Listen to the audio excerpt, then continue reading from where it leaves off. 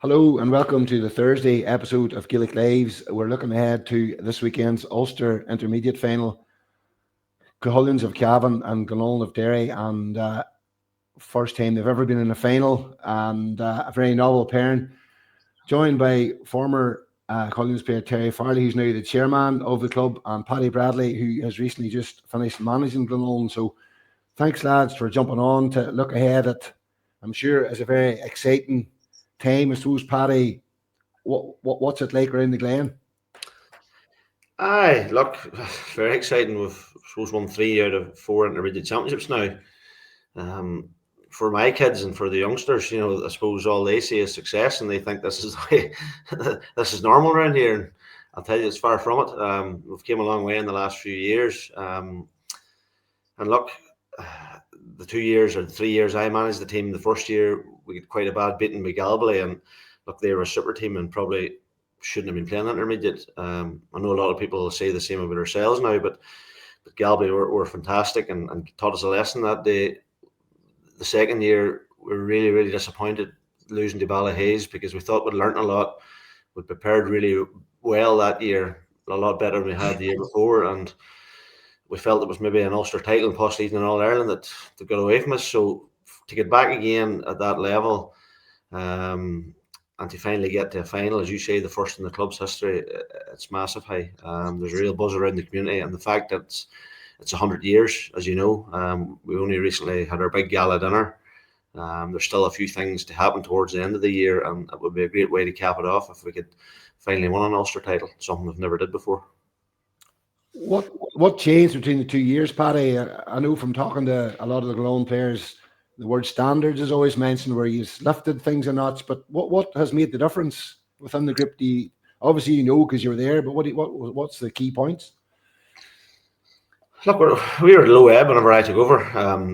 The players, the committee came to me, said I wasn't doing the job. The players came to me, I said I wasn't doing the job. I probably knew after they came to me that I was, but I made them sweat it out for maybe another month over Christmas that first year.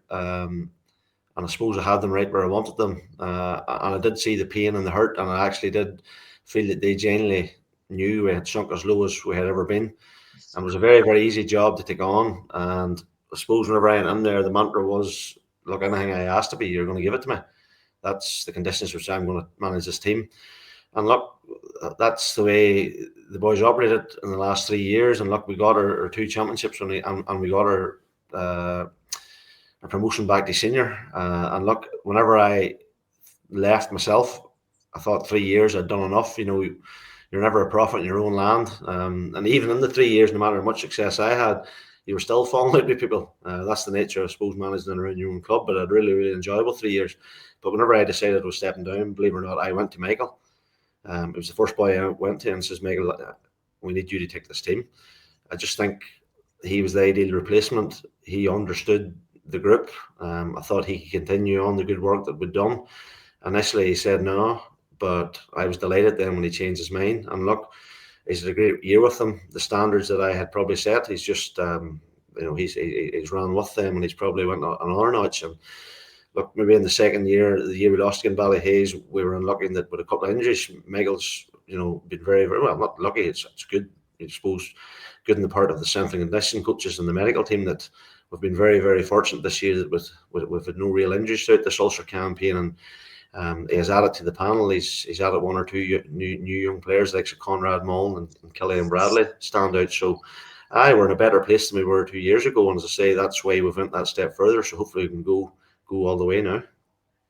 And Terry, I was chatting to you the other day. You were talking about the fact that in Cavan, like I know Philip Smith had said to me that you had been very close, and it was nearly this year or never type thing. And you said you were like tipped to win it the last 4 or 5 years. So this year has been brilliant for you to eventually get that job done. Yeah, well, I suppose we were relegated in 2017. So from 2017 onwards, we're always going to be the favourites because we were senior for 13 years before that. So, we're, I suppose, look, in terms of our own history, we've only won it 4 times. The club's only formed in 1969. So it's very special for us to win it this year, and and to be where we are now is really incredible. So I suppose we won in 1987. in 1993, 2005, and again this year. So won it 4 times. A bit like you, Paddy, I suppose. It's a really special year for us, and we've only been in 6 intermediate finals, won 4. So and to get to where we are now, like it's absolutely brilliant, And I suppose both sets of managers will be telling their teams that there's nothing won yet. So like we want to go the whole way, as do the opposition. So it's definitely an opportunity for us to push on now, and hopefully we'll do it on the 7th. Somebody's going to be happy and some did. But Terry, this year, was there something that just clicked, or is the average age just coming to the right bounce? Or We've been in the semi-final now for the last, I suppose, 2 or 3 years. So we went to a replay last year in the semi-final, and Arba went on and won it. And the year before, we went to a replay in the semi-final against Castlerahan, and they went on and won it. And the year before that was Butler's Bridge, and they went on and won it. So we've been very close. I suppose the age profile of this team is quite young, and we have 4 or 5 older lads who would have played in 2018. So you have Adrian Tate, you have Adam DeBow, Evan Doughty, and Rory O'Connell were all playing in 2018. We lost that final to Mullahoran. So there's a good blend of youth with the under 21 lads that came through. So we were in 2 consecutive under 20 finals. So I suppose there's, as Philip said to you the other night, I think in the interview, there's something like, I think there's something like 20 lads on that panel at the moment that he would have played under 20 football with. And those lads, I suppose, they're a year older and they're more mature this year. And probably this is the year it's just right for us. And also last year we have, we didn't have a couple of players playing now that, in our goalkeeper. Our goalkeeper has been a big difference this year with Ryan Lennon, and Oisin Carolan as well has been playing really, really well. And we're probably peaking at the right time as well this year. We had an okay league. We end up in a semi-final, so we bet Cavan Gales and Crutchlaw along the way, and that was, we had a solid league campaign, and I suppose we had a few injuries in championship early on, and we really clicked from the semi-final onwards. So we played Killincare, a local team beside us here, and it was a local derby, and we really, really kicked on, and that was a really good performance. And we've done well, and we've been in corners. I suppose Butler's Bridge, came back and we're 8 points up, and they came back level in the second half. We managed to, see it out, and during the group stage as well, we're 4 points down with Drumgoon, and managed to kick on. And Irvinstown's a very tough match, and obviously the semi-final was a tough match. I think the break we had after our own county final, we had a 5-week break up until the Irvinstown's game, and I think that really helped us. And obviously we celebrated after our victory, and we needed that 5 weeks, but I think that 5 weeks actually stood to us. And what is it about Cavan and the Boar's Head? Did you spend a few days in the Boar's Head? It seems to be a tradition. Well, he's a Cavan man, so yeah, we have to go up and support our own. Yeah, I don't know. I think Paddy O'Shea helped Hugh in his book. He wrote. I think in his book he has. I think it's tradition that the Kerry boys went there. So ever since that, I think there's a lot of teams going up. But yeah, everybody goes up to wins their intermediate and senior, both with the men and the ladies. So he's getting good business from us anyway, and others. And Paddy, the general health around the club in terms of underage, like I'm obviously just looking in over the fence, but your teams are all playing at grade A level now. Things have changed. Where's that came from, and I suppose how important is it to what you're going to do? I suppose we had a very good underage structure when this current team was underage. They've done very well under 13, under 14, under 15, and I suppose all our footballers mainly go to Virginia College, and they're playing in the Marquee Cup. So they would have won the O'Hara Cup and the Marquee Cup with Virginia College over the last number of years. Our own club, like we have good numbers in terms of in our schools, like we'd over 400 between 2 national schools, and we have a good club structure. A lot of the 2005 team are involved in coaching and running the club. So, Patrick Murta would be our vice chairman, and Tommy Bowe does great work.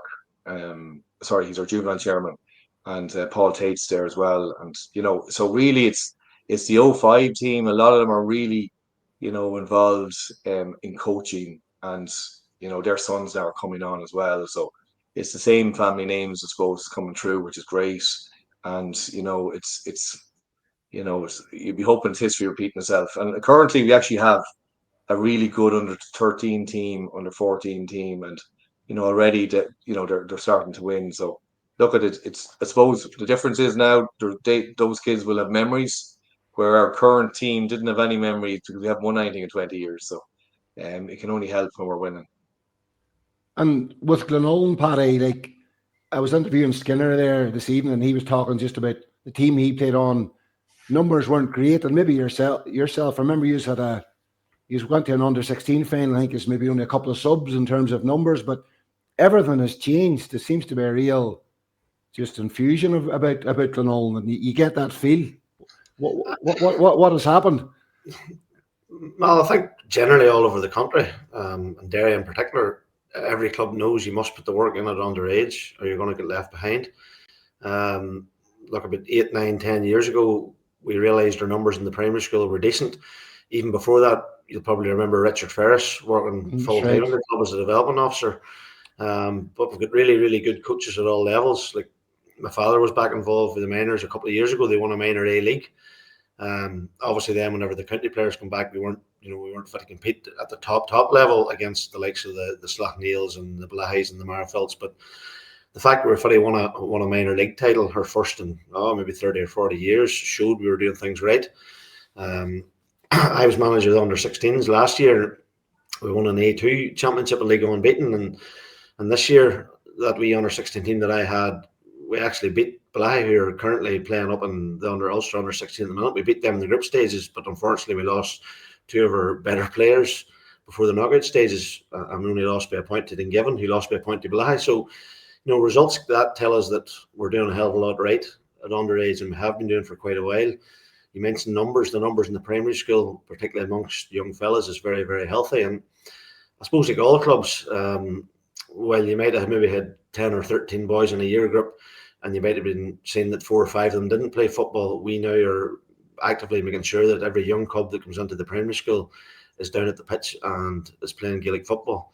And we're trying to obviously hold on to them. And I think our retention figures are quite good. So, no, there's a hell of a lot of work being done at underage. We're starting to see the benefits, right down to under 14 playing A, under 12s, the likes of the wee Danny McElvar tournament, which won this year with the under 11 and a halves.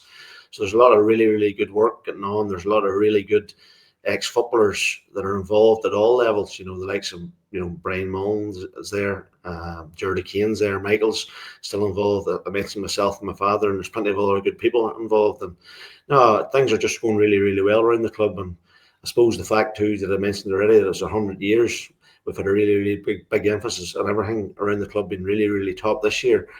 But as much as things go well underage around the club, your flagship team is always your senior football team. And the fact that the senior football team are doing well, that gives the community a huge lift. Like you were up doing a piece, I think, last night on the Ultras. Like my 4 young boys are part of them Ultras. For them, what that'll not do for them for the next 4 or 5 years after this journey, finishes, like they just see Glenolin playing and winning senior football championships, Glenolin playing in Ulster finals, and that obviously gives them something to aspire to.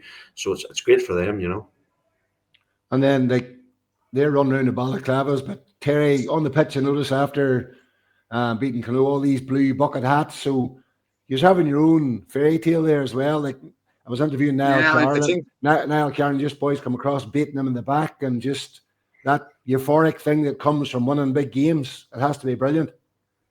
Yeah, no, look at that. I suppose, and especially after the county final, really what struck with me was, and it'll be a great memory, and always will be, was the kids run onto the field. Like we've great numbers, and a bit like you, Paddy. We're successful at underage, and we've a very good under 14 team, won the division 2 this year, and it's all about memories for those kids and what the senior team are doing, and a bit like, I suppose, Paddy, you mentioned ultras. There's an awful lot of talk about the ultras in our club over the last couple of weeks. So I think our lads are starting to try and match what you are doing behind the goals there. So there's a bit of crack going on with balaclavas and whatever they have, blue and white colours, and yeah, sure, look, it's going to be great on the 7th.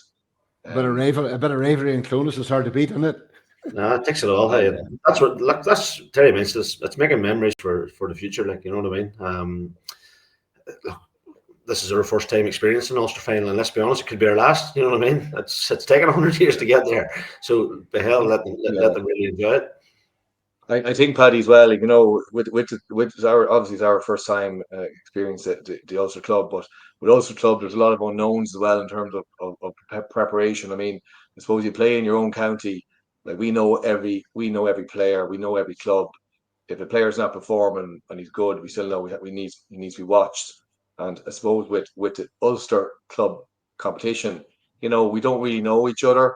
We get our stats and we get to the last couple of games, and the managers will try and do the matchups, but it's really on the day, and that's what makes the Ulster Club Championship special. I mean, it's been really fantastic so far in the 2 games we played. So again, I think, you know, in the final, there's only so far the management teams can go with their matchups, but it's really on the day, and you know, we'll be trying to do just the simple things and keep going keep continue what we've done all year, and you know, hopefully that'll get us across the line.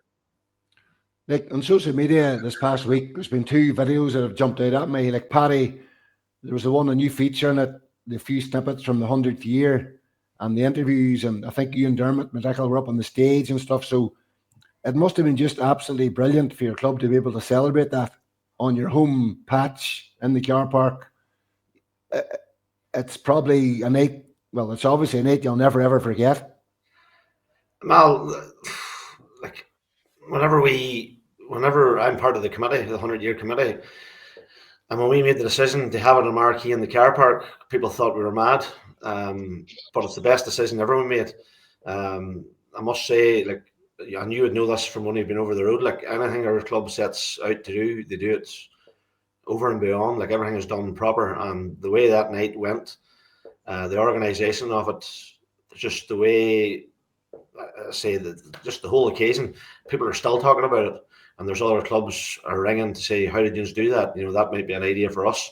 As I say, just to have over 700 people in our own car park, celebrating 100 years meant the world to us. And, you know, a funny story, whenever we actually picked that date back in January, I actually mentioned the fact that there was an Ulster club potential quarter final the next day, and the people in the committee thought it was mad. And I says, look, lads, I'm not joking here. I know Derry's hard to win. I've looked at the Ulster draw. We have the interim champions in a preliminary round. We have the Armagh team in a quarter final. I do believe we'll be having a fixture that next day. And as I say, they thought it was mad. And I says, we've won 2 of the last 3. We're favourites this year again. I do think we should go for a different date. And turns out, obviously, before the Sarsfields game, the players couldn't even enjoy it because obviously the game the next day. But look, fair play to them. They came along, they enjoyed that night, stayed the whole way to the end, went home and got a good night's sleep, finished the job off against Sarsfields, and got the focus back for Carrickmacross. So, as I said earlier, it's been a whirlwind year. You know, everything has went the way we imagined it would go, from all the different activities that we've planned from the 100 years right through to obviously the team doing well and getting an Ulster final. So, like Terry, we just hope we can bring our best foot forward. Like, he mentions that you just don't know an Ulster club. Conditions play a part. You don't know the opposition. Yes, you can do all the video analysis you want. You can look at the opposition's main players, but it's all on the day. And like everything, to win anything, you need a lot of luck. I felt a couple of years ago against Ballyhaise, we didn't have the luck, whereas against Carrickmacross, I thought we carried a lot of luck, and I think it's going to take a wee bit of luck to get over to Collins in the final. And Terry, the second video I was talking about was that moment whenever the boys sprung the cup back in, and the 2004, a lot of them heavily connected. I know you played and your son's playing now, and those torches, and like, I'm not from Collins, but it was an amazing scene. It must be something, I don't know, was it pre-planned? Because it was just iconic. To be honest, it was and it wasn't. I mean, you know, we're really focused on the final, obviously, before the final, and yeah, look, there was some planning involved, but like I suppose it was always going to be special after 20 years anyway, and it just Hmm. happened. But like Patrick Murtagh, Paul Tate, Fergus Riley, Tom Connolly, all these guys, like behind the scenes made it happen on the night. So I suppose like we two pitches, one in Cross and one in Mulla. So we came back to Cross first. It's the first football field in the parish, and the bonfire lit, and they all got the timing right. Fireworks went off, and the lads got off or get out, and sure the kids were there, and then into the cars and the convoy then up to Mulla, and sure, with Mulla we all got out of the gym and we walked down. In 2005, team greeted us with torchlit parade, the whole way, a procession the whole way down Main Street Mulla onto to trailer, and Shane P then brought the teams up, and it was just the crowds is brilliant, everything's just worked out brilliantly. And I never enjoyed the matches, to be honest with you. I didn't enjoy the That's, last out, the that, semi that, final. I just don't enjoy any of the matches I go to. But I enjoy looking at them afterwards. But but afterwards, obviously, the post match was just brilliant that night. And like I said, I'm talking about memories a lot, but the memories of that night now is on video, and but it's for the kids, and it should bring them on, and hopefully they'll all be out there in 9 or 10 years time. And the final on the 7th, I think the two teams is in the final shouldn't if you look at the reports, it was Carrick Cross and Clonloe were the favourites. So you two teams now in the final. They were underdogs, I suppose, which is good. So I don't know where they're getting I don't know where to get the favourite tags from, but they weren't giving us much of a chance. So it's good that we're both there. would you like to be playing, Terry? Would you? Would you like to be playing in the Sorry. final? Would you like to still be playing? Would you love to be going out Oh, there? it's definitely easier playing than watching. Paddy would probably say the same. It's hard watching now. Look, I suppose you're kicking every ball. You want a team to win, and it's I know, and Paddy will know. Everybody knows that these opportunities don't come too often. So we want to take ours. Paddy wants to take his, and I just hope it's a it's a great final, and if we play well, well, hopefully we'll win. And if we play well, we don't win, well, then we weren't good enough for the day. But I think we're in with a good chance. I think we're the underdogs again, by the way. No, I don't doubt that now. But hey, let's start that now, Terry. There's no point in asking for predictions on here.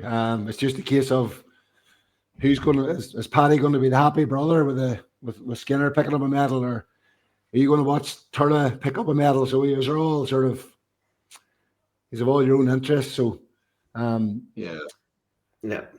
And just finally, like, what is it about like Paddy touched on the fact that Ulster you're playing in new venues and all the rest, but what is it about it, the Ulster Club Championship?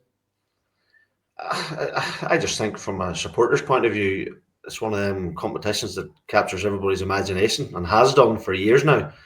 There's something about the Ulster Club. As you say, probably it's the fact you're playing the best in another county, and every year it throws up some really, really top class matches. A lot of that's maybe to do with the conditions. A lot of it's maybe to do with the venues. Like I love, like Clonus is a brilliant venue. I love playing there. I will deeply love this game to be a Saturday evening in Armagh.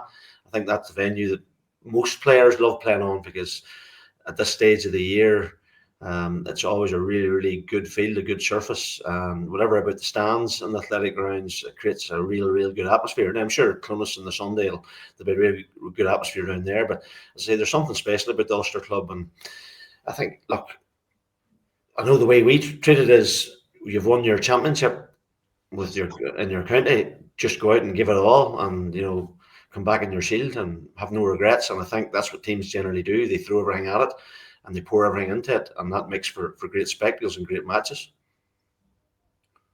And Terry, just very finally, what's it like to be a club chairman stuck in the middle of something like this? Is the phone is the phone hopping? No, it's not too bad. We have very good people around me, so they do all the all the work. I'm only here to mind the house, so it's a pleasure and it's an honour to obviously to be here, and especially when the team is winning. But just going back what Paddy said there, I suppose for Cuchulain's in the club championship, I mean, big thing for us is we're actually leaving Cavan. We're getting out of our county.